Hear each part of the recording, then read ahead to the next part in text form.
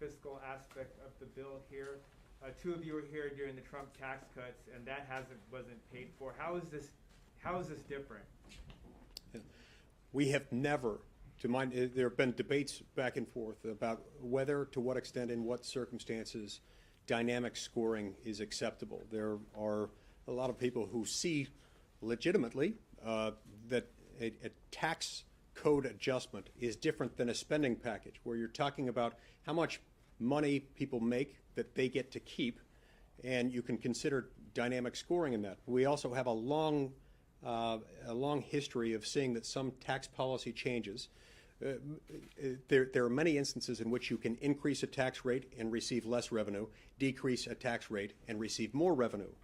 We have never, to my knowledge, scored an infrastructure bill like this, scored spending bills like this. The CBO has never scored a bill like this.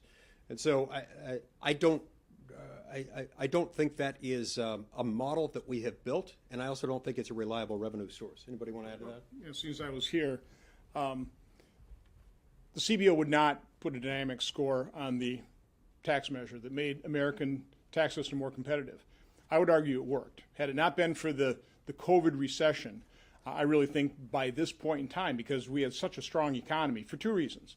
We stopped adding to the regulatory burden, actually reduced it, which gave businesses a chance to just pause and concentrate on better products, better services, and better jobs for their employees. So that combination of lower regulatory burden, a more certain regulatory scenario, plus a more competitive tax system, we had just a record economy, record levels of low unemployment. Had it not been for this COVID recession, that tax plan would have been completely paid for. CBOs just would never score it. It's kind of bizarre that all of a sudden now they're arguing dynamic scoring on a spending package.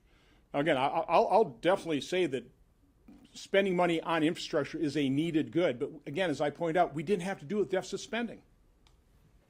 I just answer that for a question on the taxes. I cut taxes and fees 100 times. At the same time, I cut about 5,000 regulations. And what you saw in Florida is businesses flocked to our state. We added 1.7 million jobs in 8 years. So cutting taxes, reducing regulations, speeding up this permitting process dramatically change your economy, and you ultimately get more revenues that you can spend on infrastructure, on environment, whatever you want to spend it on. Senators, a number of your Republican colleagues said that this needed to be